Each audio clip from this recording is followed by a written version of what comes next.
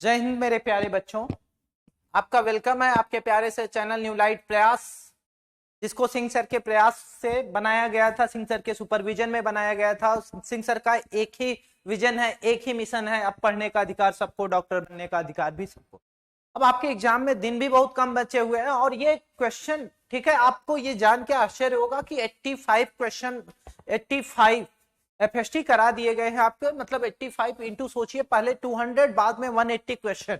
इतने क्वेश्चन का कलेक्शन आपको दे दिया गया है कि नीट का हर क्वेश्चन आपको यहीं से मिलना है बच्चों। तो चलिए आगे चलते हैं, डिस्कशन करते हैं बिना किसी टाइम को गवाए।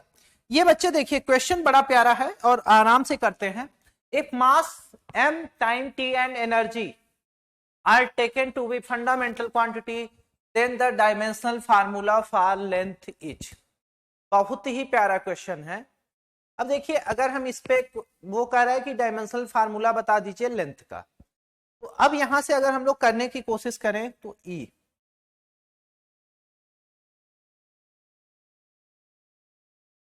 देखिए अगर हमें ई का लिखना हुआ डायमेंशन, तो ई इक्वल टू हमें पता होता है क्या होता है, एम एल की पावर 2 टी की पावर -2।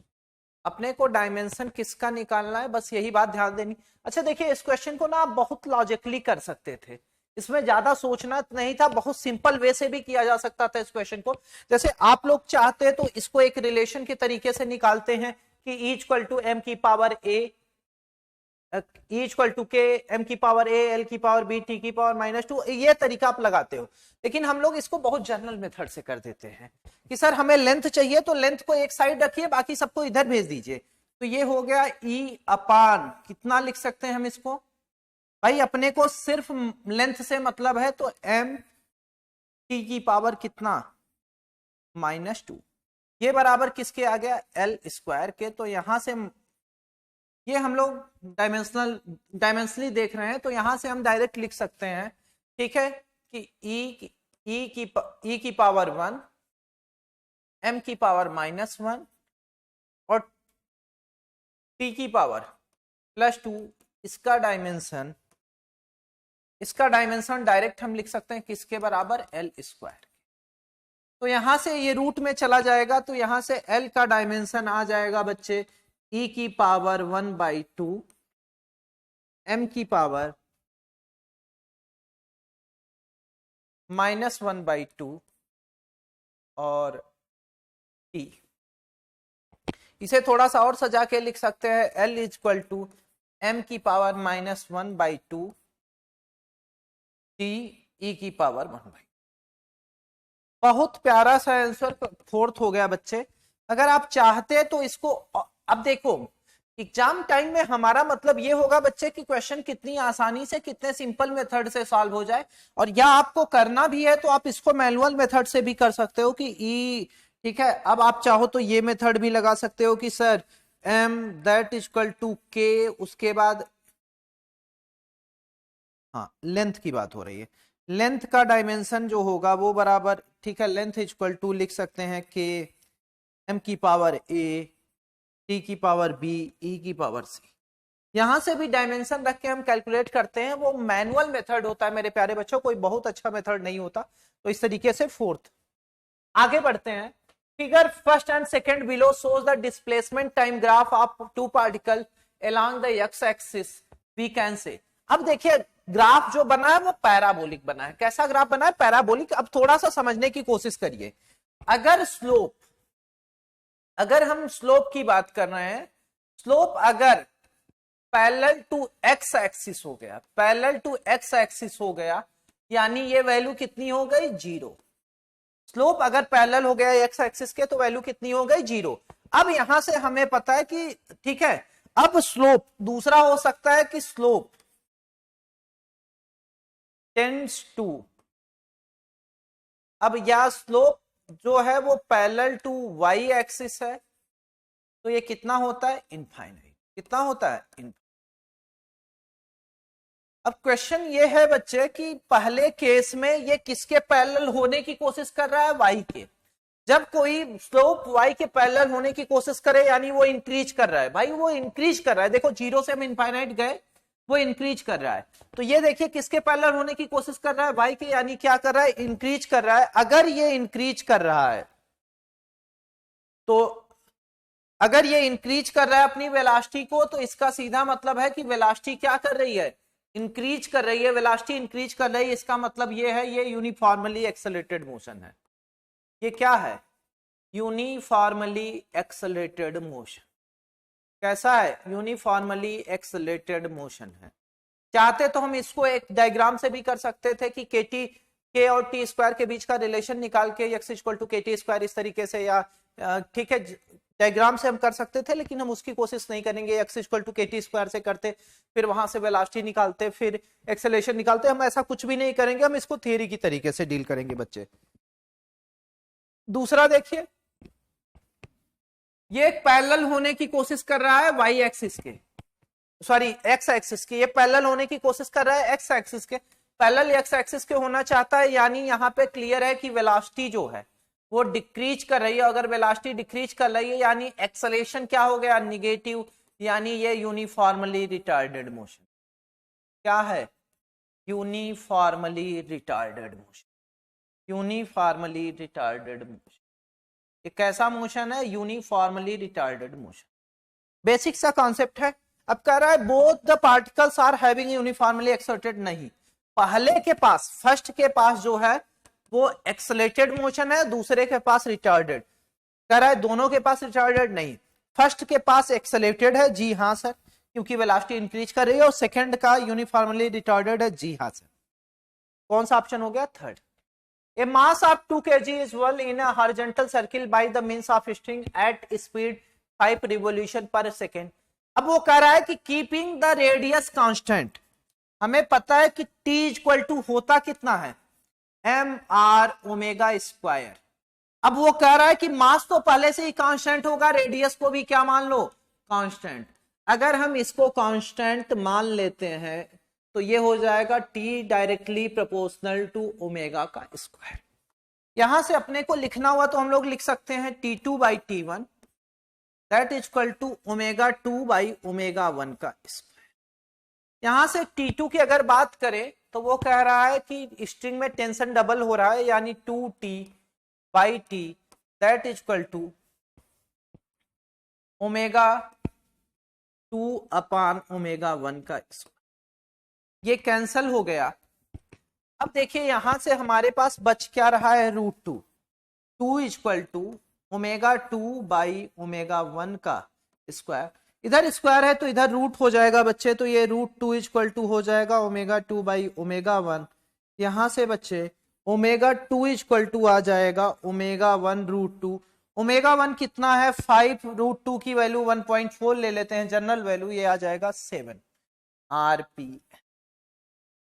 तो बड़ा प्यारा क्वेश्चन है बच्चे, आसानी से सॉल्व भी किया जा सकता है, कोई खास कैलकुलेशन भी नहीं था इस क्वेश्चन में, और अच्छा क्वेश्चन है बच्चे, ऐसे क्वेश्चन को हम इजीली कर सकते हैं।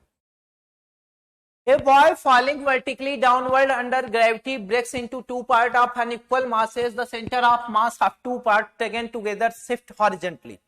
देखो बच्चे फोर्स कैसा अप्लाई है, ये देखिए फोर्स कैसे लग रहा है, वर्टिकली डाउनवर्ड अंडर ग्रेविटी। तो सीधी बात है कि फोर्स हॉरिजेंटली लग ही नहीं रहा है। फोर्स अगर हॉरिजेंटल जीरो है, फोर्स अगर हॉरिजेंटल क्या है, जीरो, हॉरिजेंटली कोई फोर्स अप्लाई ही नहीं है, फोर्स हॉरिजेंटल जो है वो क्या है, जीरो। इसका मतलब जो ठीक है पार्ट सेंटर ऑफ मास होगा, centre of mass does not shift horizontally. जब फोर्स, देखिए हमें पता है जैसे ग्रेविटी की बात करते हैं हम प्रोजेक्टाइल की, तो जब हम फेंकते हैं पार्टिकल को तो इसका एक्सेलरेशन वाई एक्सिस पे होता है, फोर्स ग्रेविटी का वाई एक्सिस पे लगता है, एक्सेलरेशन वाई एक्सिस पे होता है। तो वहां हम ये बोलते हैं कि सिर्फ वाई एक्सिस वाला कंपोनेंट अफेक्ट होगा, एक्स पे कोई फर्क नहीं पड़ेगा। उसी तरीके से जब फोर्स वर्टिकली लग रहा है डाउनवर्ड अपवर्ड, तो फिर हॉरिजेंटल में उसका कोई सेंटर ऑफ मास शिफ्ट होने का सवाल ही नहीं होता, कि does not shift horizontally. Vertically वो शिफ्ट करेगा, कर सकता है, लेकिन हॉरिजेंटली कोई फर्क पड़ने वाला नहीं है। चलिए देखिए, अब देखिए ये क्वेश्चन देख रहे हैं हम लोग, एक स्मूथ बॉल ए है, वो मूव कर रही है वेलोसिटी v से, कोलाइड कर रही है अनदर स्मूथ बॉल से एट रेस्ट। कोलिजन के बाद दोनों की स्पीड क्या हो जा रही है, सेम 60 डिग्री हो रही है। तो अब यहाँ पे देखिए शुरुआत में अगर हमें मोमेंटम लिखना हुआ तो मोमेंटम हम शुरुआत में दोनों बालों का अगर लेके चलेंगे तो पहली बॉल जो थी वो किस पे थी, रेस्ट पे, और पहली बॉल जो थी वेलोसिटी v से मूव कर रही थी, यानी शुरुआत में मोमेंटम जो था वो डायरेक्ट हम लिख सकते हैं कि mv है। कितना है, mv। अब टकराने के बाद ये एंगल बोल रहा है कि टोटल एंगल 60 डिग्री है, तो ये एंगल यहां से यहां तक का कितना बनेगा, 30 डिग्री। तो यहाँ पे अब मोमेंटम का हमारे पास जो कंपोनेंट बचेगा, इधर की तरफ कंपोनेंट इसको ब्रेक करेंगे तो इधर की तरफ आ जाएगा हमारा मोमेंटम का एक कंपोनेंट जो होगा mv साइन 30 डिग्री, और इधर देखेंगे तो इधर भी आएगा mv साइन 30 डिग्री। लेकिन जब इस पे देखेंगे हम ब्रेक करेंगे तो इसको ब्रेक करेंगे तो इधर आएगा mv cos 30 डिग्री प्लस हमारा आएगा mv cos 30 डिग्री। इस तरीके से बाहर से कोई फोर्स नहीं लग रहा है तो इंटरनल मोमेंटम कंजर्व करा देंगे तो ये आ जाएगा 2mv cos 30 डिग्री। तो यहां से m से m कैंसल हो गया तो v हमारा जो आएगा v से, ठीक है, और वेलोसिटी अब बदल गई है तो ये v डैश हो जाएगी। तो यहां से v देखेंगे हम तो ये आ जाएगा 2 इंटू v डैश इंटू √3/2, ये इससे कैंसल हो जाएगा। तो यहां से मेरे प्यारे बच्चे आ जाएगा कि v dash equal to v/√3। तो कौन सा आंसर होगा, थर्ड आंसर। चलिए आगे बढ़ते हैं अगले क्वेश्चन पे। If the escape velocity for planet is 20 kilometre पर सेकेंड, एस्केप वेलोसिटी आपको दे रखा है 20 मीटर पर सेकेंड, तो वेलोसिटी ऑफ एस्केप कितना होता है, रूट में 2gr, कितना होता है 2gr।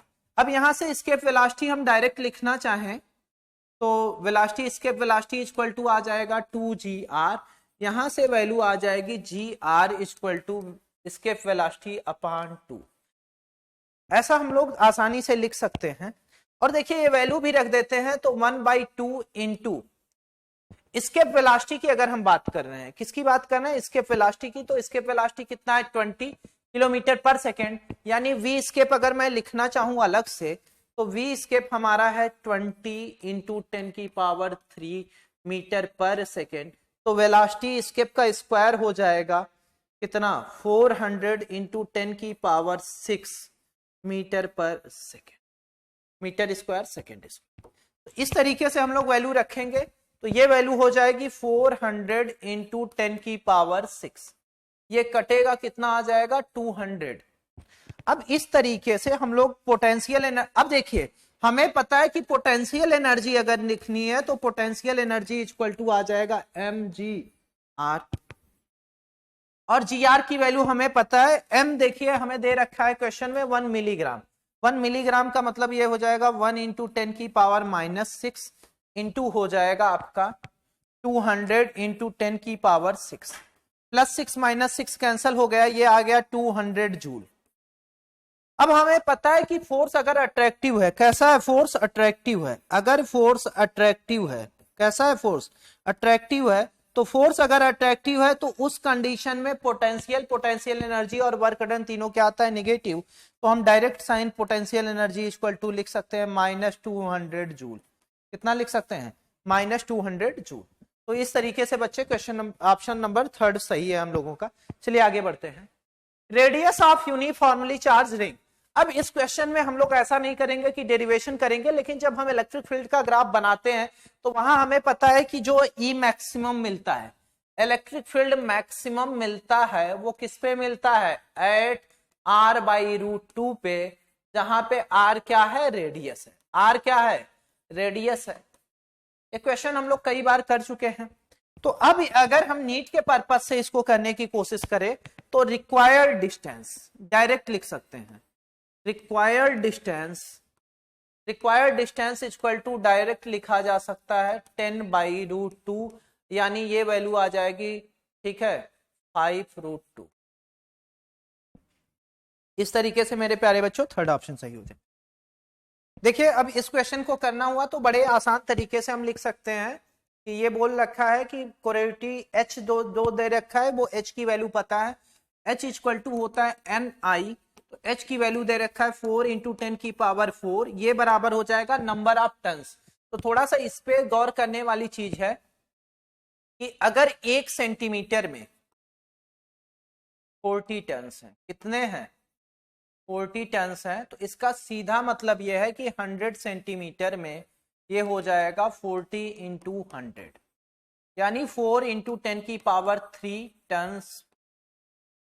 और ये किस में आ रहा है 1 मीटर में। 1 मीटर में अगर हम देखें तो कितने टन्स आ रहे हैं 4 इंटू 10 पावर 3। तो नंबर ऑफ टन्स अगर रखेंगे तो ये 4 इंटू 10 की पावर 3 इंटू कितना आ गए आई। तो ये इधर जाएगा 4 इंटू 10 की पावर 4 अपान 4 इंटू 10 की पावर 3, ये बराबर आ गया आई के। तो यहां से 4 से 4 कटेगा, ये आ जाएगा 10 की power 4 minus 3 that equal to I. यहां से आई इक्वल टू आ जाएगा 10 की पावर 1 यानी 10 एम्पियर। तो इस तरीके से बच्चे क्वेश्चन नंबर 3 सही है। आगे आते हैं। A power transmission line fits input power at 2300 volt at step down transformer having 400 turns primary। तो अब बच्चे इसका क्वेश्चन करना है तो number of primary coil upon number of secondary, ये डायरेक्ट हम लोग लिख सकते हैं voltage of primary upon voltage of secondary. अब सिंपल सी कैलकुलेशन है, नंबर ऑफ प्राइमरी आपको दे रखा गया है 4000 टर्न दे रखी गई है 4000, और दूसरे का ये पूछ रहा है आपसे सेकेंडरी का। प्राइमरी में आपको वोल्टेज दे रखा है 2300 अपान कितना 230। 0 से 0 कटा, ये कैंसल हो गया, ये आपका आ गया 10। तो यहां से अगर हम लोग लिखना चाहेंगे तो 4000 अपान ns दैट इक्वल टू 10, 0 से 0 कैंसल हुआ, तो यहां हम लिख सकते हैं 400 बाई ns इक्वल टू 1। तो यहां से अगर हम ध्यान दें तो ns इक्वल टू आ गया 400। तो कौन सा आंसर 9th का सेकेंड आंसर हो जाएगा मेरे प्यारे बच्चे। क्वेश्चन थोड़ा सा इजी है और ज्यादा कैलकुलेशन भी नहीं है। आगे देखिए, the electric and magnetic field associated with an electromagnetic wave along the Z axis. हमें चाहिए क्या जेड एक्सिस।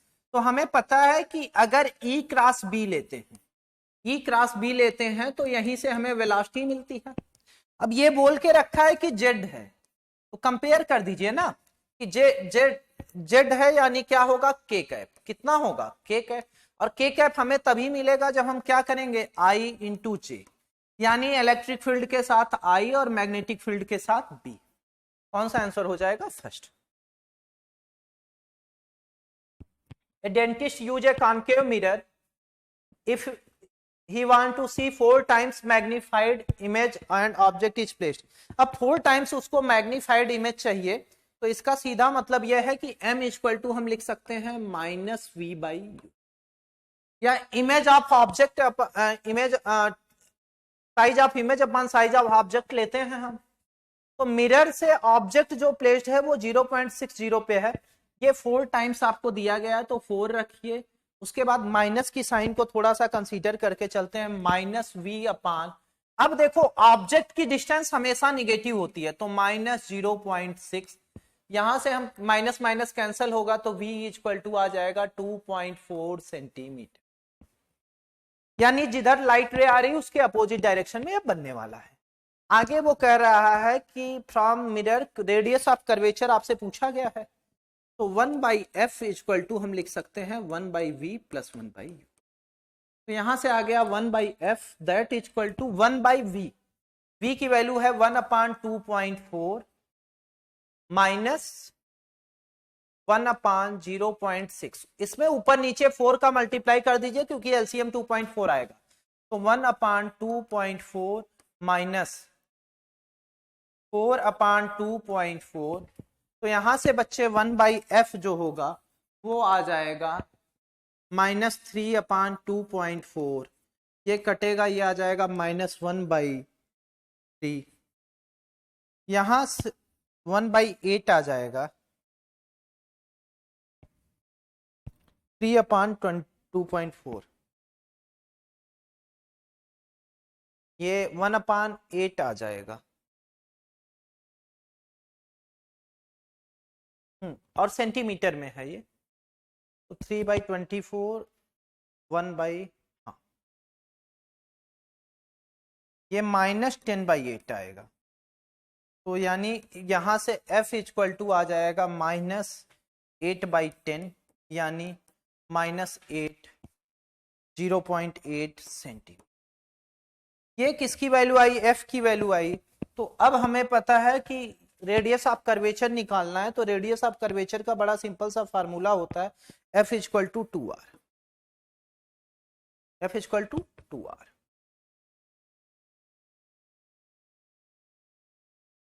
तो सॉरी, ये लिख सकते हैं R इक्वल टू 2F। ये हो जाएगा 2 इंटू -0.8, यहां से आ जाएगा -1.6 सेंटीमीटर। और फोकल लेंथ या रेडियस ऑफ कर्वेचर नेगेटिव आता है तो कौन सा मिरर है? कॉनकेव मिरर है। तो यहां से ये वैल्यू आ गई 1.6। चलिए आगे बढ़ते हैं। In Young double experiment if monochromatic cloud is replaced by white light all fringes become white. गलत है, क्योंकि सिर्फ central fringe, only central fringe,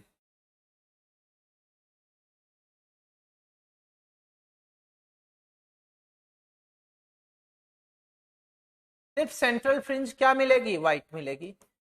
अच्छा, आगे बोल रहा है all bright fringes have colours between violet and red. Statement ये सही है, स्टेटमेंट ये गलत नहीं है दूसरा, लेकिन नीट का नियम है कि जो ज्यादा करेक्ट ऑप्शन होता है उसको हम चूज करते हैं। आगे वो बोल रहा है कि only the central fringe is white. जी हाँ सर, सिर्फ सेंट्रल फ्रिंज व्हाइट होता है, अदर सारे फ्रिंज क्या होते हैं? कलर होते हैं। तो ज्यादा सही आंसर जो होगा वो थर्ड होगा। मैं ये नहीं कह रहा हूं कि तीसरा ऑप्शन पूरी तरीके दूसरा ऑप्शन पूरी तरीके से गलत है, लेकिन इसका एक सीधा सा रीजन हम ये बताते हैं कि अगर सेंट्रल फ्रिंज व्हाइट है तो इसका सीधा मतलब ये है, ठीक है, सेंट्रल फ्रिंज व्हाइट होने वाली है और सारी फ्रिंज कलर होती है, लेकिन जो रेंज करता है वो बिग्योर में ही करता है। तो इस तरीके से तीसरा हमारा ऑप्शन ज्यादा बेटर है, मोस्ट सुटेबल है, मोस्ट सुटेबल या एप्रोप्रिएट आंसर है, मोस्ट सुटेबल आंसर है। तो आप इस चीज को भी ध्यान में रखेंगे कि नीट में अगर दो ऑप्शन आते हैं तो सबसे ज्यादा सुटेबल आंसर को हम चूज करते हैं, और सबसे ज्यादा सुटेबल आंसर कौन सा है? थर्ड है। चलिए आगे बढ़ते हैं। The ratio of momentum and kinetic energy of particle is inversely proportional to time. तो देखिए, जब हम रेशियो ले रहे हैं किसका किसका? मोमेंटम का और काइनेटिक एनर्जी का, तो P/K बोल रहा है वो, P/K काइनेटिक एनर्जी वो बोल रहा है इनवर्सली प्रोपोर्शनल है टाइम के। तो यहां से हम लोग लिख सकते हैं बड़े प्यार से कि काइनेटिक एनर्जी अपान मोमेंटम ये डायरेक्टली प्रोपोर्शनल हो गया टाइम के। यहां से हम लोग लिख सकते हैं काइनेटिक एनर्जी ½ mv² अपान mv, ये डायरेक्टली प्रोपोर्शनल है टाइम के। mv से mv कैंसिल हो गया, हाफ प्रोपोर्शनलिटी में मैटर नहीं करेगा, तो v डायरेक्टली प्रोपोर्शनल टू आ गया t।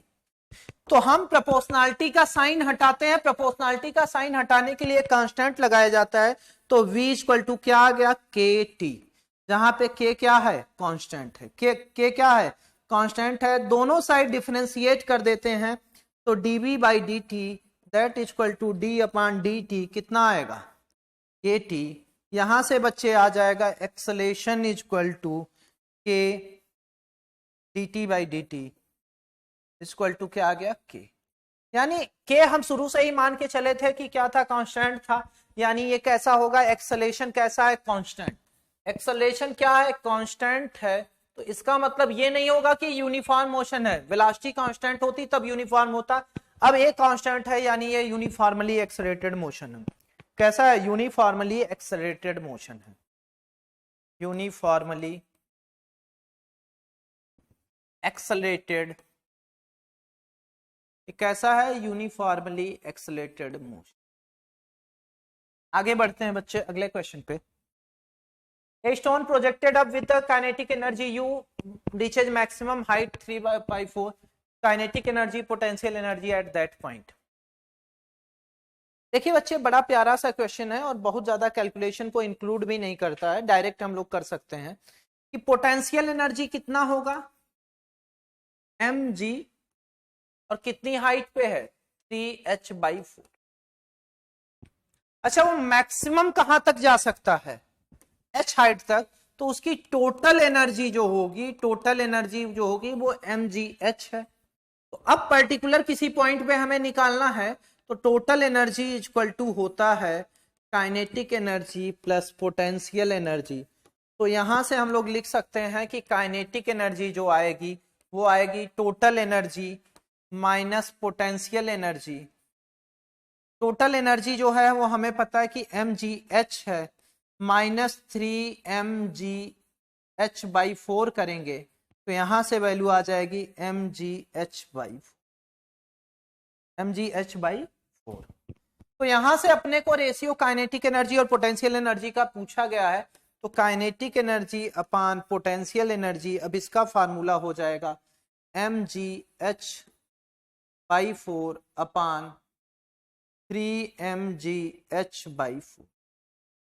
सारी चीजें आपस में कट जाएंगी और इसके बाद ये जो सबसे नीचे है वो कहाँ लाएंगे, ऊपर, तो ये आपका आ जाएगा 1/। तो यहां से अगर हम ध्यान से देखेंगे तो 1/4 डिवाइडेड बाई 1/3, तो ये 1/3 रेशियो आ गया, तीसरा आंसर हो जाएगा 14 का। चलिए आगे बढ़ते हैं 15।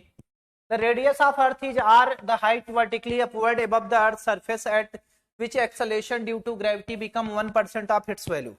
1% हो जा रहा है यानी g बाई कितना 100, ये बराबर बोल रहा है g, या इसको पूरा फार्मूला मैं लिख दे रहा हूं, G H equal to G 1 plus R upon H का स्क्वायर। ये कोई फार्मूला बचपन से हम लोग पढ़ के बैठे हैं,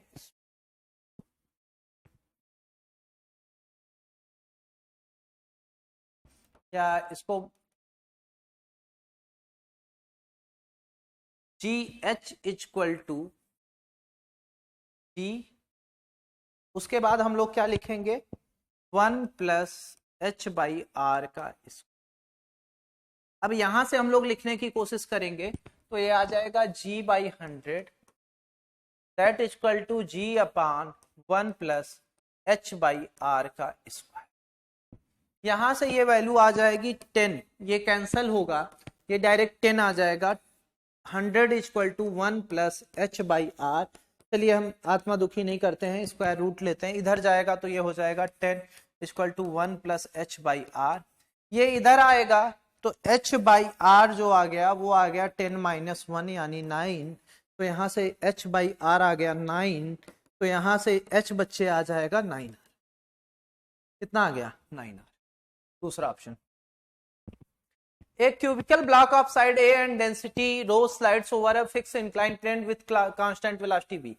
कांस्टेंट वेलोसिटी v है यानी वो इक्विलिब्रियम में है, इक्विलिब्रियम में है यानी इस पे फोर्स लग रहा होगा mg sin थीटा। क्या लग रहा होगा mg sin थीटा। अब फोर्स जितना इस साइड लग रहा होगा उतना ही उसको बैलेंस कर रहा होगा।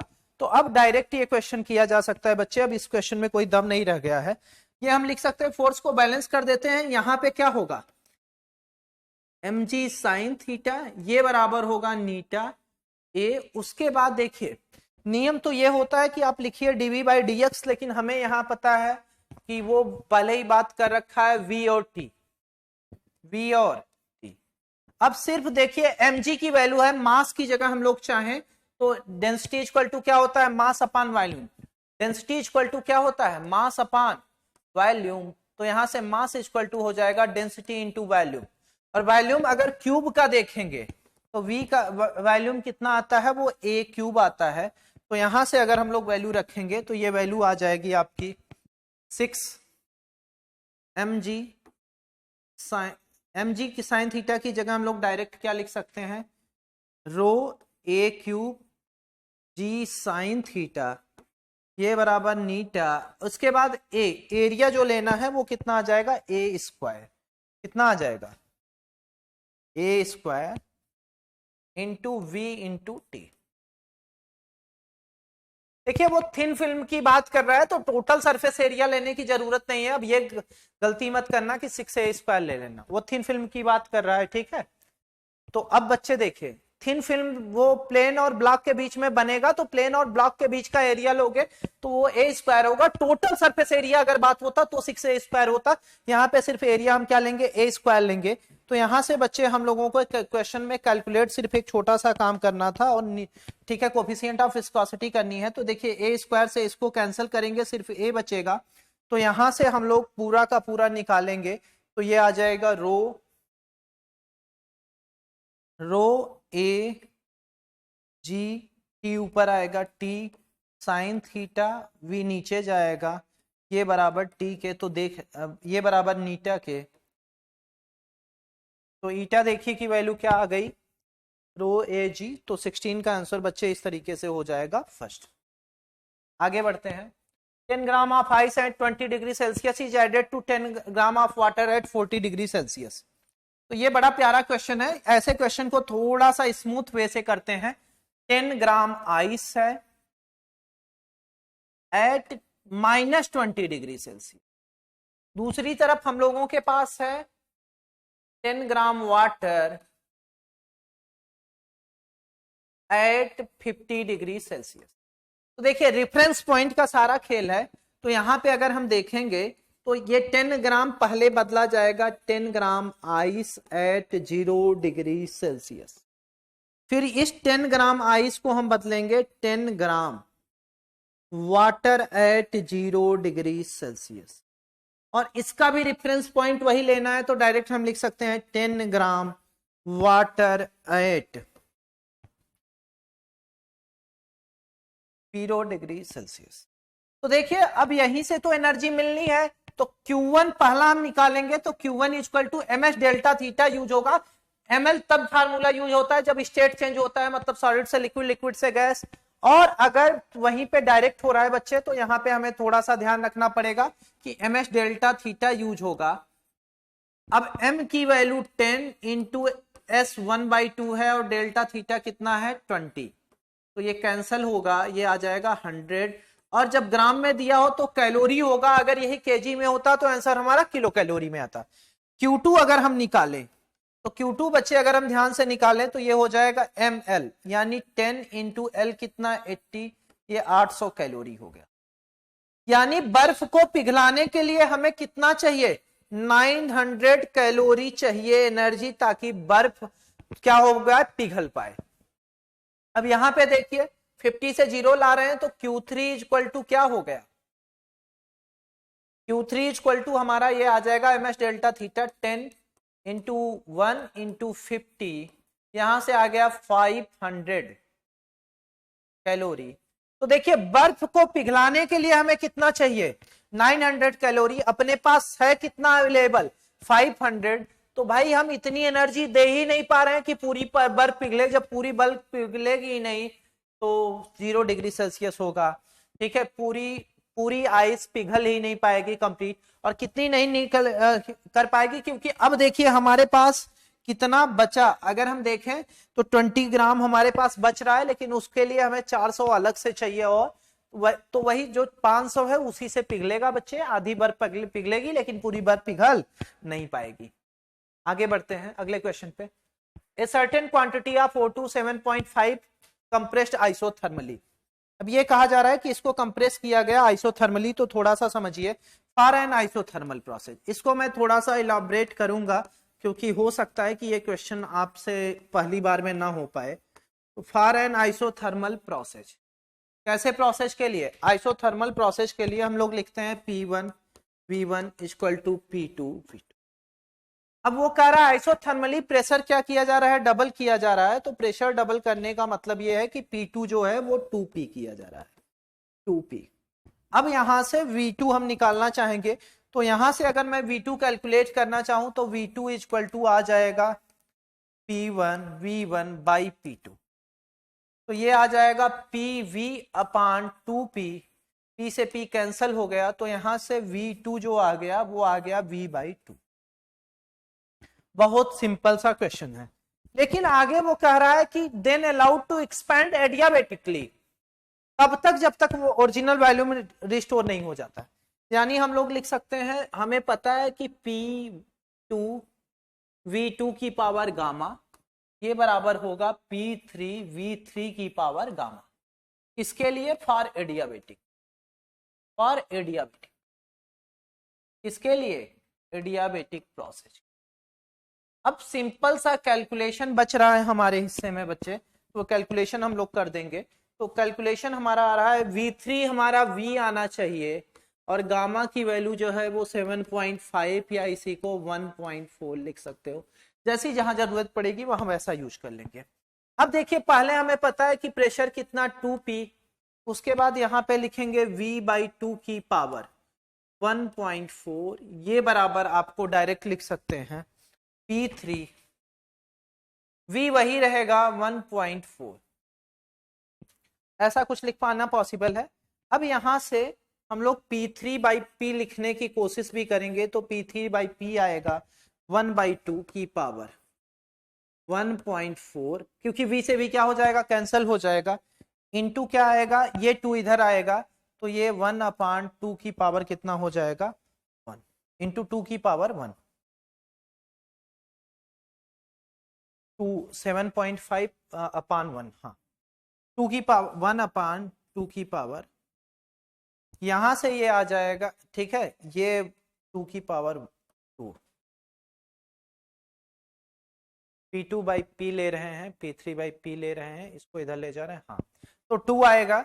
अब यहां से हम कैलकुलेट करेंगे तो 2 की पावर आ गया -1.4 इंटू 2 की पावर 1, तो यहां से बच्चे अगर हम कैलकुलेट करेंगे तो ये आ जाएगा 2 की पावर -7/5 प्लस 1, यहां से आ जाएगा 2 की पावर -2/5, इसे लिख सकते हैं 1/2 की पावर 2/5। तो इस तरीके से हमारा आंसर कौन सा हो गया, P1 हाँ ये आया यहां से, तो यहां से P3 इक्वल टू हम लोग डायरेक्ट लिख सकते हैं P/2 की पावर 2/5। तो इस तरीके से हमारा आंसर कौन सा हो जाएगा, दूसरा। चलिए आगे बढ़ते हैं अगले क्वेश्चन पे। The bulb B1, B2 and B3 are connected to mains as shown in figure. B1 is connected, disconnected किया गया है, B1 को डिस्कनेक्ट कर दिया जा रहा है। उसके बाद पूछा जा रहा है कि क्या होगा। अब बड़ा सिंपल सा लॉजिक है बच्चे, देखो अगर हम बात करें सबका रेजिस्टेंस सेम मान लें तो हमें इस टोटल सर्किट का रेजिस्टेंस, भाई देखिए यहाँ पे 1 है, ये पूरा अगर हम कंप्लीट माने एक साथ तो ये आ जाएगा 1.5, सिंपल सी चीज 1.5 आर आ गया। 1.5 आर पे हम देखेंगे तो पोटेंशियल ड्रॉप इसके अलांग अगर हम देखेंगे तो आर नेट, अगर हम सारे बल्ब का रेजिस्टेंस सेम मान ले एक आइडियल कंडीशन लेके, तो आर नेट हमारा कितना आ रहा है 3/2 आर यानी 1.5 आर। क्योंकि हमें पता है ये आर है ये आर है, तो पैरेलल में कितना आएगा R/2 प्लस आर, ये सीरीज में है तो ये कितना हो जाएगा 1.5 आर। अब देखिए इसके बाद हम लोग बात करेंगे तो इसकी बात अगर हम करेंगे तो इस पे वोल्टेज ड्रॉप जो होगा 2V कितना होगा, कितना होगा 2V/3R। इसके बाद फिर क्या होगा कि कहा जा रहा है कि स्विच आप जैसे बंद करोगे, अब ये किस में आ गया, सीरीज में। भाई अभी तक तो पैरेलल में था, लेकिन जैसे इसको बंद किया गया ये किस में आ गया, सीरीज में। तो अब यहां पे तो पोटेंशियल के लिए तो कोई दिक्कत नहीं थी, पोटेंशियल ड्रॉप क्या रहेगा, सेम रहेगा, क्योंकि पैरेलल में हमेशा पोटेंशियल क्या होता है, सेम रहता है, करंट सिर्फ डिवाइड करती है। लेकिन आगे की केस में देखेंगे तो अब पोटेंशियल क्या होगा, ड्रॉप करेगा। अब 2 में ये पोटेंशियल बटेगा, तो पोटेंशियल अगर दो में बटेगा तो फाइनल पोटेंशियल जो लिख सकते हैं हम, ठीक है, वो V/3R आ जाएगा। तो चलिए ये या तो इस तरीके से ना करके हम थोड़ा सा सिंपली सोच लेते हैं बिना कैलकुलेशन के ही, तो भी कर सकते हैं हम कि देखिए पहले क्या था कि यहां पे बल्ब को, ठीक है, बल्ब यहां से इस पॉइंट तक कनेक्शन के पहले ये पैरेलल में था, तो वोल्टेज ड्रॉप यहाँ पे भाई, ठीक है, करंट यहाँ पे पोटेंशियल क्या रहेगा, सेम रहेगा, जो पैरेलल का नियम होता है। तो यहाँ पे बल्ब को जितना ज्यादा करंट मिलेगी उतना ज्यादा क्या मिलेगा, वोल्टेज। लेकिन जैसे ये सीरीज में लाया गया, अब भाई ये किसी काम का नहीं रहा, तो अब ये दोनों सीरीज में हो गए, तो दोनों की वजह से पोटेंशियल ड्रॉप करेगा, आधा आधा पोटेंशियल मिलेगा। तो इस तरीके से बच्चे करंट क्या हुई, डिक्रीज हुई, और करंट अगर डिक्रीज हुई तो ब्राइटनेस क्या होगा, डिक्रीज करेगा। ऑप्शन सेकंड हो गया। चलिए आगे बढ़ते हैं। SI unit of magnetic field is, देखो बच्चे एसआई यूनिट पूछा जाए तो टेस्ला इक्विवेलेंट, अब जो न्यूटन पर एम्पियर मीटर हम बोलते हैं ये इसके इक्विवेलेंट है but not SI unit. Equivalent but not SI unit, equivalent but not SI unit. जैसे बच्चे अगर हमसे पूछा जाए कि वर्क की एसआई यूनिट क्या है, तो वर्क की एसआई यूनिट हम जूल बताते हैं, ना कि हम न्यूटन इंटू मीटर बताते हैं। तो वही चीज हमें ध्यान में रखनी है बच्चे। Energy release in the fission of a single 92U35 is 2 mega electron volt fission rate. अब देखिए फिजन रेट की अगर हम बात करेंगे तो सिंपल सा फार्मूला होता है, वही लगा देते हैं। फिजन रेट इक्वल टू हो जाएगा टोटल पावर 200 अपॉन, अब देखिए अब जो रिएक्शन हो रहा है उसका लिखेंगे तो ये कितना हो रहा है पावर। फ्यूजन रेट का फार्मूला हम लोग डायरेक्ट यूज कर सकते हैं पावर, और ये पावर कितना दे रखा है 5 watt upon 200 mega electron volt. Single में कितना हो रहा है 200 मेगा इलेक्ट्रॉन वोल्ट, तो 200 इंटू क्या लिखेंगे, मेगा का मतलब 10 की पावर 6 इंटू 1.6 इंटू 10 की पावर माइनस, ऐसा कुछ लिखेंगे। अब यहां से अगर हम लोग कैलकुलेट कर रहे हैं पूरा, तो ये कैलकुलेशन हमारा आ जाएगा 5/32 इंटू 10 की पावर 12। इसे हम लोग लिख सकते हैं 50/32 इंटू 10 की पावर 11। यहां से मेरे प्यारे बच्चे आंसर आ जाएगा 1.56 इंटू 10 की पावर 11। तो ये बच्चे हो गया आंसर सेकेंड। चलिए नेक्स्ट क्वेश्चन पे आते हैं। Two temperature scale A and B are related A-42/2। अब देखिए कुछ मत करिए, ए और बी की जगह टी रख दीजिए क्योंकि रीडिंग सेम रहने वाली है। तो T-42 अपॉन 1, देखिए 110 से 220 कटेगा, यहाँ 1 आ जाएगा और यहाँ क्या आ जाएगा 2, ये आ जाएगा T-72/2। क्रॉस मल्टीप्लीकेशन कर दीजिए तो T-42 इंटू 2 ये बराबर आ जाएगा बच्चे T-72। तो यहां से 2T minus T that is equal to आ जाएगा 84 माइनस 72 यानी 12। तो कौन सा आंसर, आगे आते हैं। For any type of oscillatory और vibratory motion which force is necessary. तो देखिए सबसे सिंपल सी बात है कि अगर ऑसिलेशन या वाइब्रेशन होना चाहिए तो एक फोर्स किधर, ठीक है, फोर्स मस्ट बी रीस्टोरिंग, और एक्सेलेरेशन जो होगा वो किधर की तरफ होना चाहिए, acceleration towards mean position. Acceleration towards mean position, acceleration किधर की तरफ होना चाहिए, टुवर्ड्स मीन पोजीशन। तो इस तरीके से मेरे प्यारे बच्चों यहां तक हो गया। आगे का सेशन बच्चे जो है वो आपको पता है कि आपके, ठीक है, प्यारे रोहित सर कराएंगे। हाँ बेटा, question number 24। A parallel plate capacitor is connected to 5-volt battery and charged, and the battery is then disconnected. Battery को रिमूव कर दिया गया and a glass slab is introduced between the plates, then the quantities that decreases.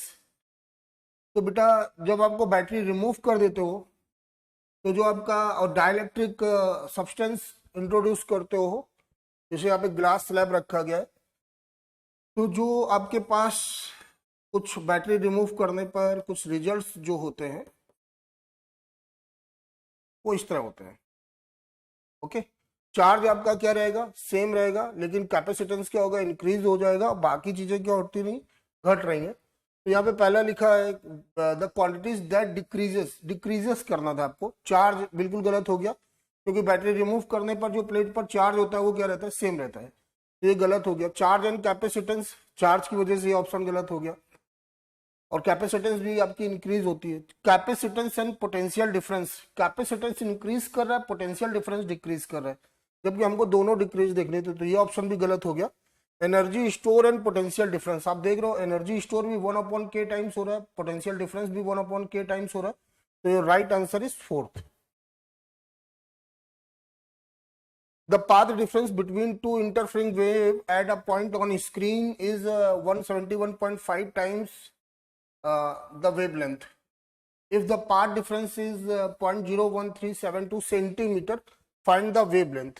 बेटा जो path difference दे रखा है वो दे रखा है 171.5 टाइम्स ऑफ वेवलेंथ, और यहाँ पे आपको दे रखा है 0.1372 सेंटीमीटर को हमने मीटर में चेंज किया, ये लिखा, और इसको हम लोगों ने लिख दिया 343/2 लैम्डा हुआ, और इसको अगर हम सेट करें तो 1372 इंटू 10⁻⁻7 हो जाएगा, ये आपका 2 था, 3 हाँ, और इंटू 2 आया, और ये 343 हो गया, और 343 से डिवाइड करोगे कितना जाएगा, 4 टाइम्स आएगा, और 4 इंटू 2 कितना हो जाएगा 8 इंटू 10⁻⁻7 मीटर, और इसको आप लिख सकते हो 8000 एंगस्ट्राम. तो ये आपका लैम्डा होगा 8000 एंगस्ट्राम, तो 25 का आपका फोर्थ ऑप्शन होगा. A 2 mega electron volt proton is moving perpendicular to uniform magnetic field of 2.5 Tesla. The magnetic force on the proton is. बेटा देखो मैग्नेटिक फोर्स का फार्मूला तो हम लोगों ने ये पढ़ा है, परपेंडिकुलर की कंडीशन पे बराबर QVB sin थीटा. प्रोटॉन है चार्ज, हमको पता है मैग्नेटिक फील्ड दे रखा है, लेकिन वेलोसिटी नहीं दे रखा है, तो काइनेटिक एनर्जी के बराबर होता है हाफ mv². तो यहां से जो v आएगा वो हो जाएगा √2k/m. अब इस इलेक्ट्रॉन वोल्ट को हमें जूल में भी चेंज करना होगा, ठीक, तो इस k की वैल्यू को यहाँ पुट कर दिया जाए तो F बराबर आया QB √2k/m, और यहाँ पे अगर वैल्यू पुट की जाए Q आपका 1.6 इंटू 10⁻⁻19, B आपका 2.5 और √2 इंटू 2 मेगा इलेक्ट्रॉन वोल्ट है, 2 इंटू 10⁻6, और इलेक्ट्रॉन वोल्ट को जूल में चेंज किया, 1.6 इंटू 10⁻19 से मल्टीप्लाई किया, और mass of proton 1.67 into 10⁻27 kg. Okay, ये आपका आया.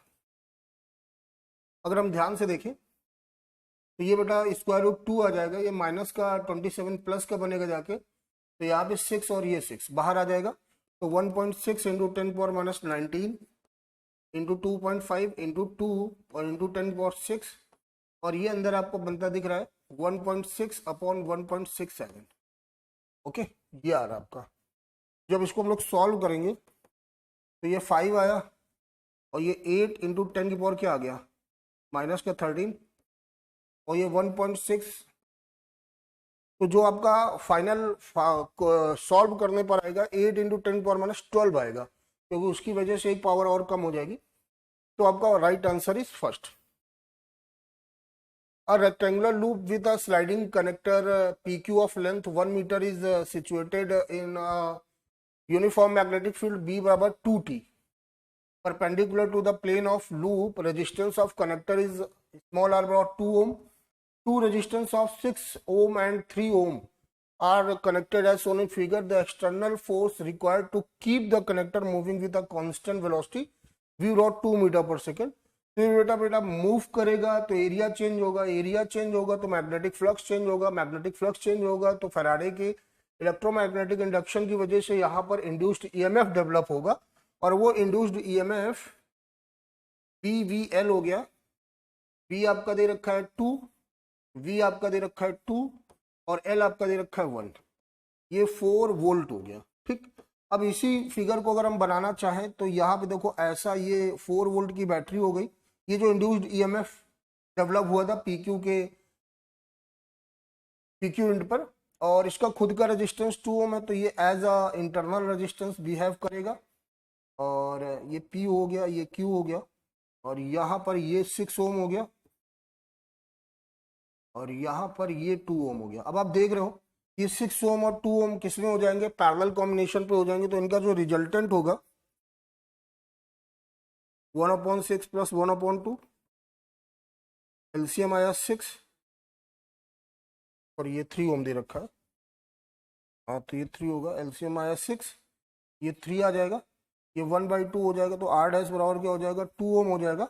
और अब यही फिगर कुछ ऐसा दिखने लगेगा,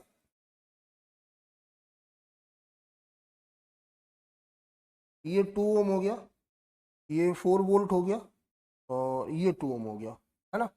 जब ऐसा दिख गया आपको, तो अपने को सबसे पहले निकालना है आई। तो आई बराबर हो जाएगा आपका ई अपॉन आर टोटल। तो ई आपका दे रखा है 4 वोल्ट, और आर टोटल, अब ये 2 और 2 सीरीज पर होंगे, तो ये 1 एम्पियर आ गया। अब जब 1 एम्पियर आ गया तो अपने को निकालना था एक्सटर्नल फोर्स, तो जो एफ एक्सटर्नल हो जाएगा वो हो जाएगा आई बी एल। आई बी एल, आई आपका बेटा 1 है, बी आपका 2 है, एल आपका 1 है, तो ये एक्सटर्नल फोर्स कितना आ जाएगा, 2 न्यूटन आ जाएगा। तो your right answer is third. The images of clouds and trees in water always less bright than in reality। और बोल रहा है कि जो इसका रीजन दे रखा है, तो उन्होंने बोला है कि because water is performing the image dirty. नहीं, ये तो बिल्कुल नहीं है। Because there is an optical illusion due to which the image appears to be less bright.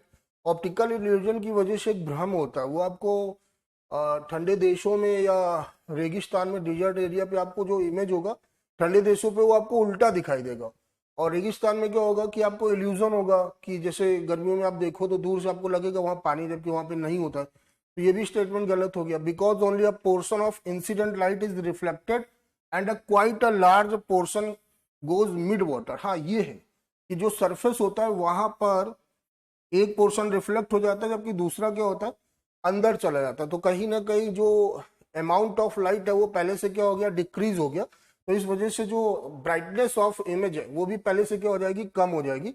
Okay, तो your right answer is third.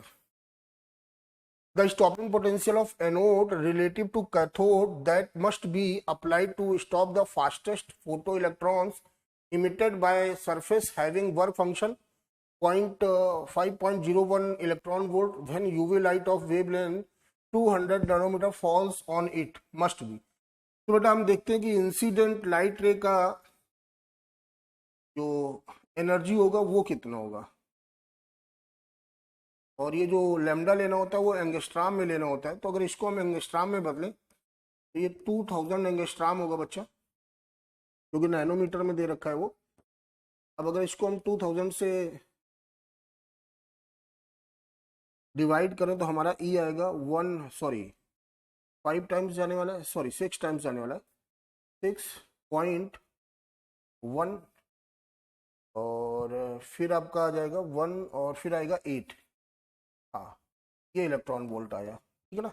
जब ये आपका आया तो अब जो ई के होगा, ई के मैक्स वो ई -5 हो जाएगा।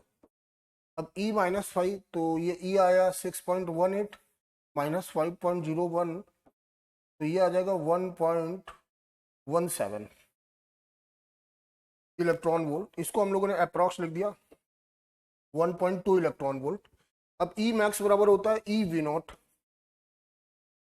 1.2 इलेक्ट्रॉन वोल्ट। इलेक्ट्रॉन वोल्ट से इलेक्ट्रॉन वोल्ट कैंसिल हो गया, 1.2 वोल्ट आ गया आपका cut off potential.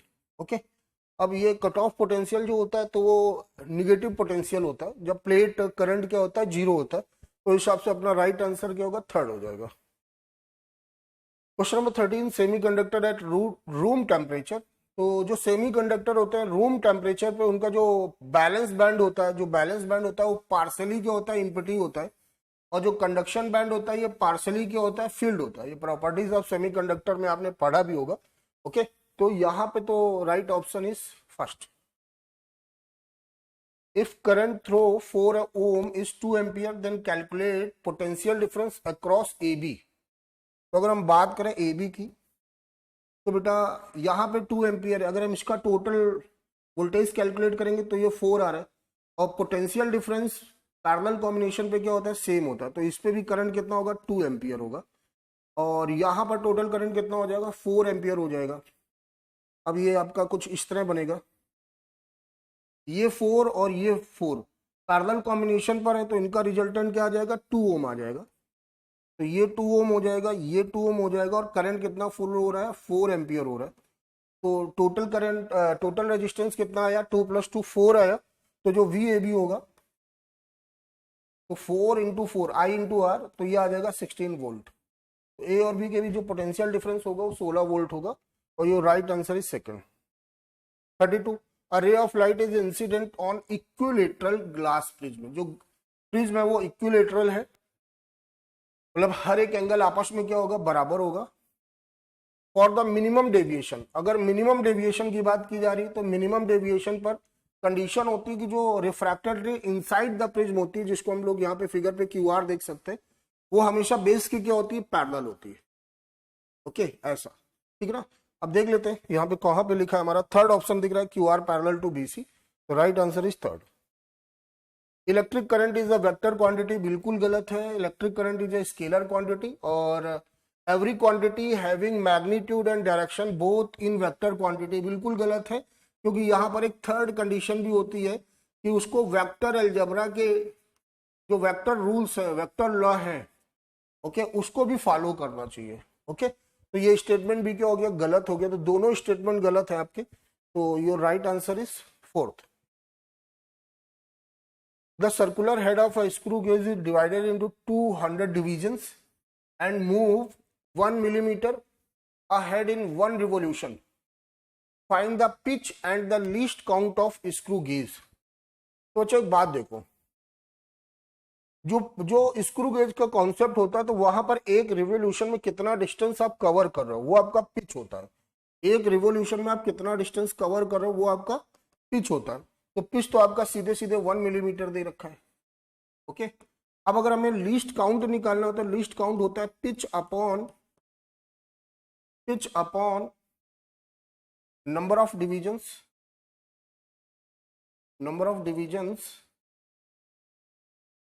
On circular scale. तो यहाँ पे पिच 1 मिलीमीटर हो गया और ये 200 हो गया। जब इसको आप सॉल्व करोगे तो ये आएगा 0.005 मिलीमीटर।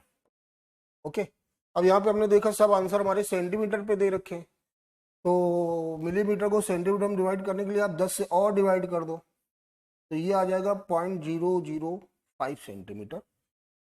तो अपना सही आंसर तो फर्स्ट में ही दिख रहा है, 1 मिलीमीटर एंड 0.0005 सेंटीमीटर।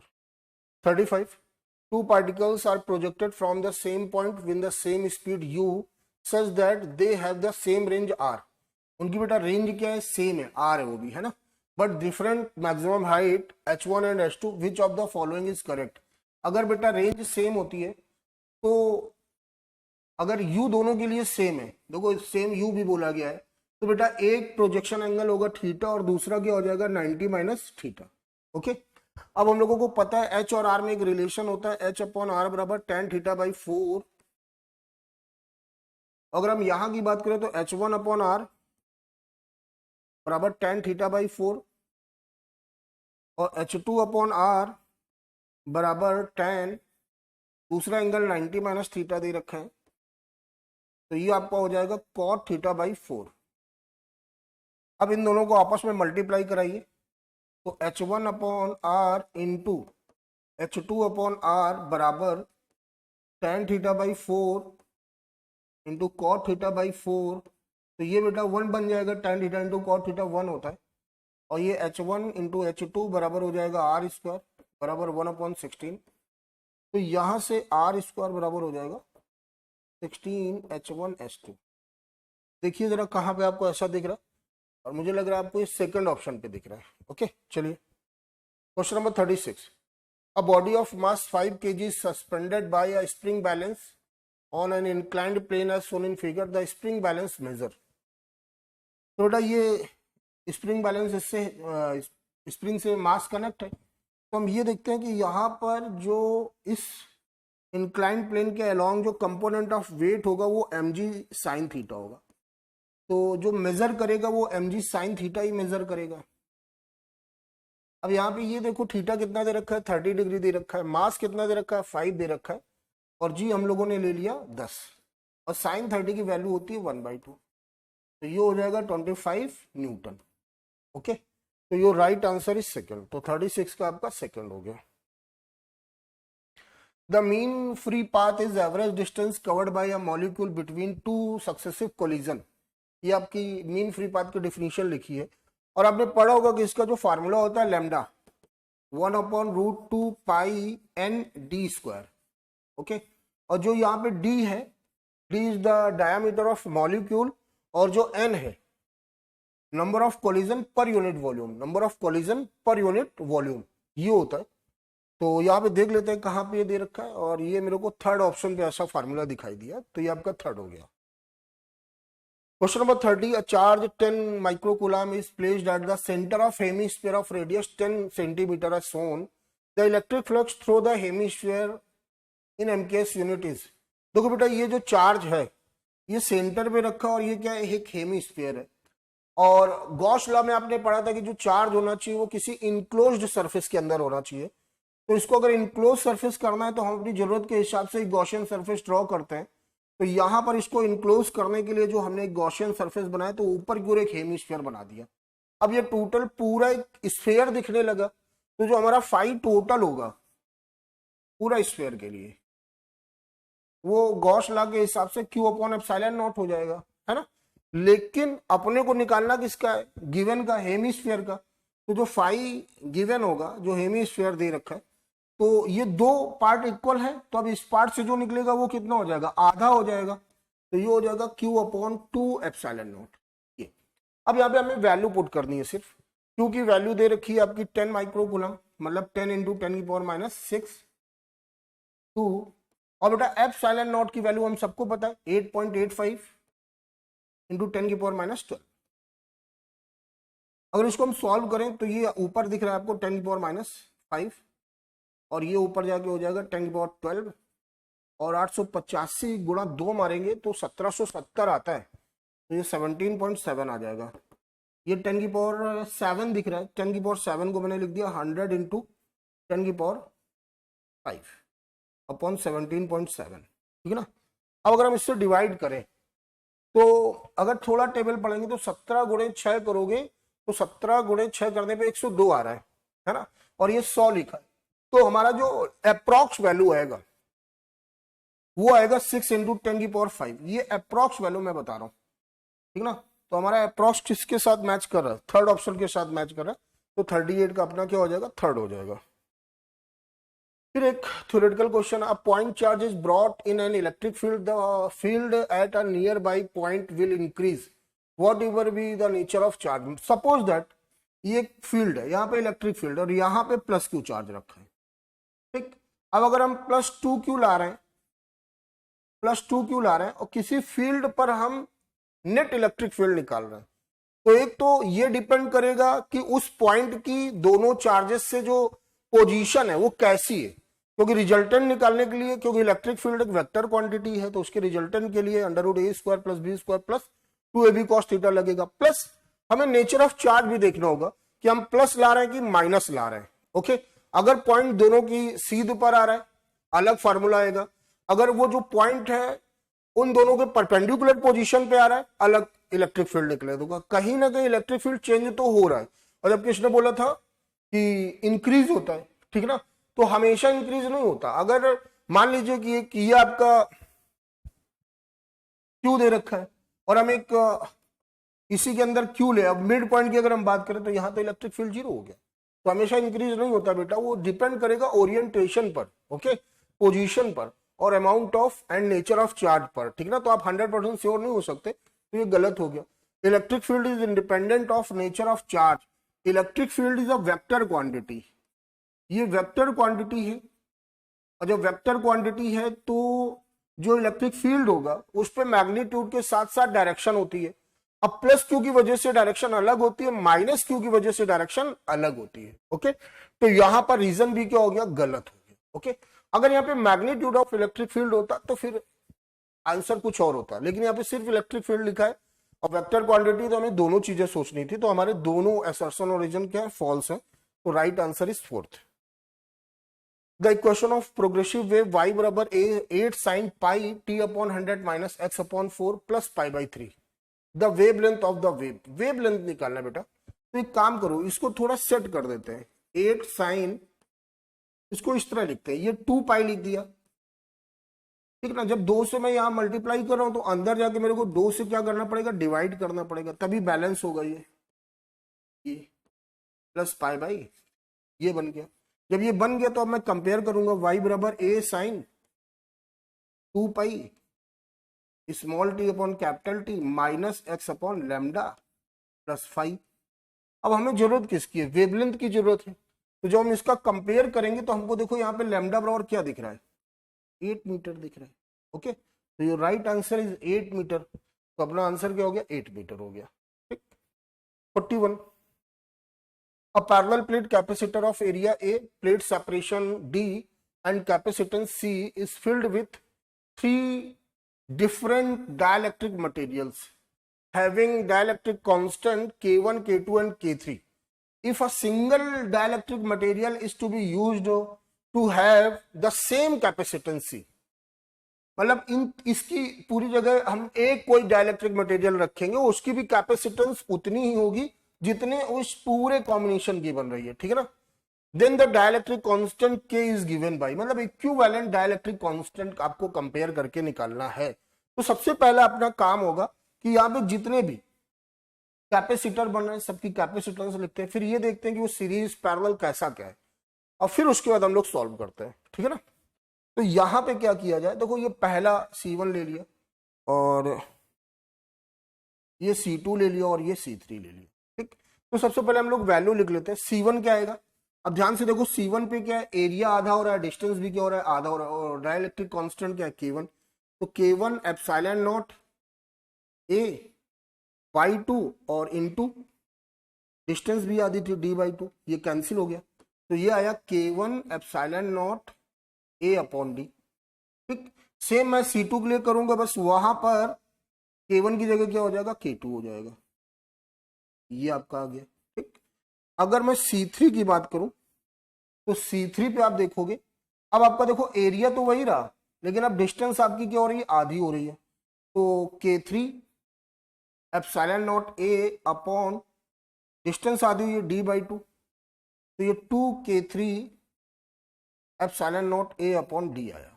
ओके, अब ये जो C1 और C2 है, ये जो C1 और C2 है ये पैरेलल कॉम्बिनेशन पर है, तो पैरेलल कॉम्बिनेशन पे हम निकाले हैं तो C डैश बराबर हो जाएगा C1 प्लस C2, तो C डैश बराबर हो जाएगा, यहां से देखो epsilon not A upon D common लिया तो ये हो गया K1 प्लस K2। ओके, ये C डैश, और ये जो C डैश है और ये जो C3 है वो सीरीज पर है। ओके, तो 1 अपॉन C बराबर हो जाएगा 1 upon C dash plus 1 upon C।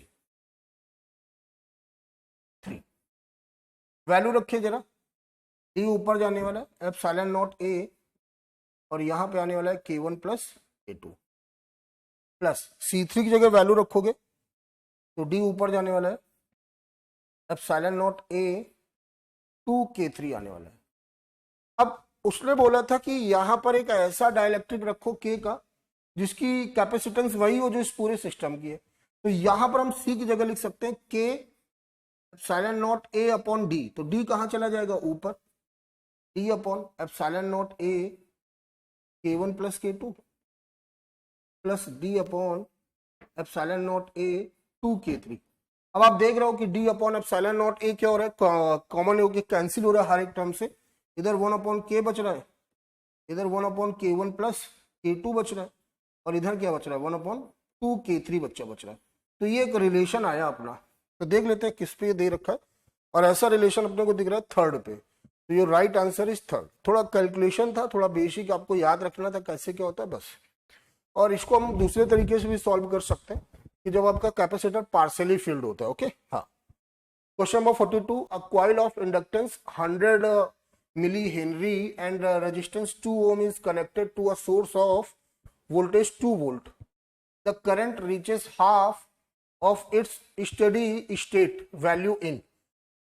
Okay, time निकालना है कि स्टेडी स्टेट मतलब ये अगर I0 है तो उसका हाफ क्या हो जाएगा I0/2। इसको यहां से यहां तक रीच करने में कितना टाइम लगेगा। ओके, और ये आपका बेसिक LR सर्किट है, और LR सर्किट पे करंट का जो वेरिएशन है वहां पे एक फार्मूला हम लोगों ने पढ़ा I बराबर I0 1 माइनस e की पावर ई की पावर, यहाँ पे जो रेजिस्टेंस दे रखा होगा और टाइम भी निकालना है, तो जो ई की पावर आपका होगा वो होगा माइनस का R T upon L, minus का आर टी अपॉन एल ये। अब यहाँ पे आई की जगह हम लोग क्या लिख देंगे, I nought by two, I nought, ये कैंसिल हो गया,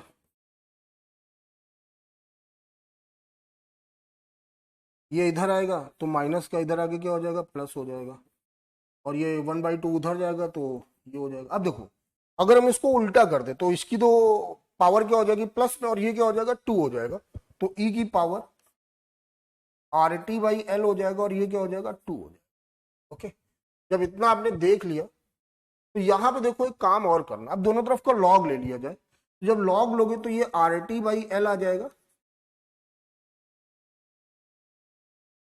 और ये log 2 आ गया AC, तो इसकी बेटा वैल्यू 1 हो जाएगी और इसकी वैल्यू होती है 0.693 और ये आया आर टी अपॉन एल, अपने को निकालना है टी, तो 0.693 इंटू एल जाएगा गुणा में, तो 3 इंटू 10⁻⁻1 बना, मिली हेनरी को हेनरी में चेंज कर दिया, अपॉन आर कितना दे रखा था 2 ओम दे रखा था, 2 से डिवाइड किया 1.5 आया, ये 0.693 इंटू 0.15 आ जाएगा। अब इसको हम सॉल्व करते हैं, 15 का टेबल पढ़ते हैं, 45 139 103। अब देखो कितने अंक बाद डेसिमल लगाना है, 3 2 5, तो ये आपका आया सेकंड, 0.10395 सेकंड। तो जब आप देखोगे तो इसको लगभग हम लोग 0.1 सेकंड लिख सकते हैं, क्या लिख सकते हैं 0.1 सेकंड, तो your right answer is fourth. Two wires are made of the same material, okay, material same हो गया, and have the same volume, volume भी क्या हो गया same हो गया, ठीक। However, wire 1 has cross section A and wire 2 the cross section area 3A. If the length of wire is increased by delta x on applying force F, how much force is needed to stretch wire 2 by the same amount? मतलब दोनों पर जो increase आ रहा है delta x वो दोनों का क्या है सेम है। ओके चलो, मटेरियल सेम है तो मटेरियल सेम होने का मतलब उनका जो यंग मॉडुलस ऑफ इलास्टिसिटी वो भी क्या होगा सेम होगा, और जो वॉल्यूम है वो भी क्या है सेम है। और हम इस पूरे क्वेश्चन को रीड करते हैं तो हमें पता चला कि उनकी इनिशियल लेंथ के बारे में कोई भी इंफॉर्मेशन नहीं दे रखी है, लेकिन हम लोगों ने फार्मूला पढ़ा हुआ है कि जो वायर का वॉल्यूम होता है वो होता है एरिया इंटू लेंथ। तो यहाँ पर एरिया क्या है A और 3A है, तो हम सबसे पहले काम कर लेते हैं उनका लेंथ का रेशियो निकाल लेते हैं, ठीक है ना। तो यहाँ पर A1 L1 बराबर A2 L2, ये आपका A, ये L1, ये 3A, ये आपका L2। तो देखो L1 बराबर आ गया 3L2, आगे चल के अगर हमें कहीं कोई जरूरत पड़ेगी हम यहाँ से पिक कर लेंगे, ठीक। Y तो दोनों का सेम है ही है क्योंकि मटेरियल क्या है सेम है। अब देखो सेम अमाउंट पे स्ट्रेच किया जा रहा है, मतलब जो डेल्टा x1 है और जो डेल्टा x2 है वो आपस में क्या इक्वल है, और डेल्टा x का फॉर्मूला हम लोगों ने पढ़ रखा है कि ये आपका होता है FL अपॉन AY। तो यहाँ पे 1 1 1, मटेरियल सेम है बेटा, तो बेटा y से y भी क्या हो गया कैंसिल हो गया। अब अपना रिमेनिंग जो पोर्शन बचा वो ये बचा। अब अगर ध्यान से देखोगे बच्चा तो यहाँ पे फोर्स F1 की जगह हम लोग क्या लिख दें F लिख दें, ओके। L1 की जगह क्या लिख दें 3L2 लिख दें। A1 तो आपका A दे रखा है, ये F2 कैलकुलेट करना है, ये L2 रहा, और A2 की जगह क्या लिख सकते हैं 3A लिख सकते हैं, ये गिवन भी है। देखो L2 से L2 कैंसिल हो गया, A से A कैंसिल हो गया, 3 इंटू 3 क्या हो गया 9 हो गया, तो जो F2 आया वो 9F आया, जो F2 आया वो 9F आया। मैं देख लेता हूँ कहाँ पे ऐसा ऑप्शन है, फोर्थ ऑप्शन है, तो 43 का आपका फोर्थ सही है। An LCR series circuit with R बराबर 100 ohm is connected to a 200 volt, okay. ये LCR सर्किट है और ये सोर्स का दे रखा है, अगर सोर्स का दे रखा होता है तो वो VRMS होता है बेटा, ठीक है ना। 50 Hz AC source when apply the capacitance is removed, जब कैपेसिटेंस रिमूव कर दिया जाएगा तो वो एलआर सर्किट हो जाएगा। वो कौन सा सर्किट हो जाएगा? एलआर सर्किट हो जाएगा। Current lag the voltage bye 60 degree, मतलब जो फेज डिफरेंस आ गया वो 60 डिग्री का आ गया। When only the inductance is remove, जब इंडक्टेंस रिमूव हो जाएगा तो वो एलसी सर्किट हो जाएगा। The current leads the voltage bye 60 degree, the current in the circuit is. देखो बेटा, सबसे बेसिक सी चीज क्या करनी है यहाँ पे, अगर हम फर्स्ट स्टेटमेंट पढ़े, जब कैपेसिटेंस को रिमूव कर रहे तो सर्किट क्या हो गया? एलआर सर्किट हो गया। और एलआर सर्किट के लिए जो फेज डिफरेंस है tan फाई, वो होता है आपका XL upon R, XL upon R. और यहाँ पे tan फाई कितना दे रखा है? 60 डिग्री दे रखा है। तो ध्यान से देखो, यहाँ पे एक्सएल बराबर क्या आ गया? √3r आ गया। ओके ओके, चलो जब हम दूसरा स्टेटमेंट देखते हैं तो यहां पर क्या था कि जब इंडक्टेंस को रिमूव किया तो कौन सा सर्किट बना? एलसी सर्किट बना। और एलसी सर्किट में आपने tan फाई पढ़ा होगा, एक्ससी अपॉन आर। और यहां पे भी फाई कितना दे रखा है? 60 डिग्री दे रखा है। तो tan 60 वही होता है √3। तो यहां से एक्ससी बराबर आ गया √3r। तो अगर आप ध्यान से देखेंगे तो आप देख रहे हैं कि एलसीआर सर्किट है, उस पर डिफरेंट डिफरेंट कंडीशंस में एक्सएल और एक्ससी दे रखा है। और एक्सएल और एक्ससी आपस में क्या है? बराबर है। अब यहां से देखो, एक्सएल और एक्ससी आपस में क्या हो गया? बराबर हो गया। एक्सएल और एक्ससी बराबर हो गया तो हम लोगों ने फार्मूला पढ़ा जेड बराबर √r² प्लस एक्सएल माइनस एक्ससी का होल स्क्वायर। रेजोनेंट वाली कंडीशन है, तो ये आपका क्या हो जाएगा? 0 हो जाएगा। तो जेड बराबर क्या आ गया? आर आ गया। इंपीडेंस ऑफ सर्किट क्या आ जाएगा? रेजिस्टेंस के बराबर आ जाएगा। और रेजिस्टेंस दे रखा है 100 ओम। ठीक, अब हमें पता है कि जो वीआरएमएस होगा, सॉरी आईआरएमएस निकालना, तो जो आईआरएमएस होगा वो होगा वीआरएमएस अपॉन जेड। और वीआरएमएस कितना दे रखा है? 200। और ये हो गया 100, डिवाइड कर दो बेटा, तो ये 2 एम्पियर आया। ये क्या आया? 2 एम्पियर आया। तो ये राइट आंसर इज फर्स्ट। तो 44 का आपका फर्स्ट ऑप्शन है। ठीक है ना? Okay. Which of the following is not correct? बेटा नॉट करेक्ट निकालना है। Okay. Light always travel in straight line. बेटा दो टाइप के मीडियम, एक होमोजीनियस और एक नॉन होमोजीनियस। तो जो नॉन होमोजीनियस होता है उसका रिफ्रैक्टिव इंडेक्स वैरी करता है। तो जब रिफ्रैक्टिव इंडेक्स वैरी करता है तो जो पाथ होता है वो चेंज होता रहता है। जो लाइट का पाथ है वो चेंज होता रहता है। तो वो कभी भी स्ट्रेट नहीं होता, वो थोड़ा झुका, स्पाइरल या कर्व्ड कुछ भी हो सकता है। और इसके लिए जो म्यू होता है वो क्या होता है? सेम रहता है, कांस्टेंट रहता है सब जगह। तो इसके लिए पाथ कैसा होता है? Straight line. तो यहाँ पे उसने मीडियम मेंशन नहीं किया। अगर उसने लिख दिया होता इन होमोजीनियस मीडियम तो हम ये मान लेते कि होमोजीनियस मीडियम की बात कर रहा है तो स्ट्रेट लाइन सही है। लेकिन उसने मीडियम को क्लासिफाइड नहीं किया यहाँ पर, तो ये 50-50 का केस हो गया। ये 100% करेक्ट ऑप्शन नहीं है। ओके, चलिए, तो ये नहीं है, नॉट करेक्ट है। दूसरा देखते हैं, two independent sources can not be coherent. बिल्कुल सही है, बिल्कुल सही है कि दो इंडिपेंडेंट सोर्स है तो जो दो इंडिपेंडेंट सोर्स है उनका फ्रीक्वेंसी जो होगा वो अलग होगा, तो वाइब्रेशनल फ्रीक्वेंसी अलग होगा। तो जो phase difference between the time होगा वो कांस्टेंट नहीं होगा, तो वो कोहेरेंट नहीं होंगे। तो ये आपका करेक्ट हो गया। ओके। तीसरा, air is more denser with speed of comparison to air. अगर हम इसको इन टर्म ऑफ डेंसिटी की बात करें, इन टर्म ऑफ डेंसिटी, ठीक है, इन टर्म ऑफ डेंसिटी, तो हम जानते हैं कि जो स्पीड ऑफ साउंड है वो सॉलिड पे अधिक होती है, आयरन पे अधिक होती है, और एयर पे क्या होती है? कम होती है। अगर मैं वैल्यू लगभग लिखूं तो लगभग मैं बोल रहा हूं 5100 मीटर पर सेकंड और ये 332 मीटर पर सेकंड, ऐसा कुछ होता है। ठीक है, तो यहां पे देखो, और जो वेलोसिटी है, जो सॉरी स्पीड है, 1/√, डेंसिटी होता है। तो अगर यहां से देखेंगे तो अगर डेंसिटी कम होगा तो स्पीड ऑफ साउंड क्या होगा? अधिक होगा। स्पीड ऑफ साउंड के रिस्पेक्ट में मैं एक्सप्लेन कर रहा हूं यहां पे। तो बेटा अगर डेंसिटी कम होगा तो स्पीड ऑफ साउंड क्या होगा? ज्यादा मानेंगे हम लोग, है ना। तो यहां पे स्पीड ऑफ साउंड कहां पर ज्यादा हो गया? आयरन पे ज्यादा हो गया। तो यहां की हम डेंसिटी क्या मान लेंगे? कम मान लेंगे। और यहां पे डेंसिटी हम क्या मानेंगे? ज्यादा मानेंगे। अब जिसकी डेंसिटी ज्यादा हो गई वो डेंसर हो गया, वो क्या हो गया, डेंसर हो गया। जिसकी डेंसिटी कम हो गई वो क्या हो गया, रेयरर हो गया। तो यहां पे पता चल रहा है कि जो स्पीड ऑफ साउंड के रिस्पेक्ट में अगर हम रेफरेंस ले रहे हैं स्पीड ऑफ साउंड का, तो यहां पर जो एयर है is more denser that of iron. यही तो हुआ। तो ये भी बेटा आपका क्या हो गया, करेक्ट हो गया। Refractive index of air is almost 1। हाँ, क्योंकि रिफ्रैक्टिव इंडेक्स अगर हम वैक्यूम की बात करें तो 1 होता है, एयर की बात करें तो 1.0003 होता है, और जो स्पीड ऑफ लाइट की बात करें वो भी ऑलमोस्ट एयर पे क्या, वैक्यूम के बराबर ही मानी जाती है। तो ये लगभग 1 के बराबर है। इस 1 नहीं बोला, 1 होता तो फिर मैं डाउट क्वेश्चन मार्क लगा देता, उसने बोला ऑलमोस्ट 1, तो ये क्या हो गया, करेक्ट हो गया।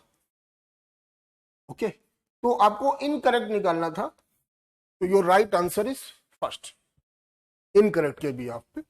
ओके बेटा, ये आपके 45 तक के सॉल्यूशन रहे। जय हिंद, थैंक यू।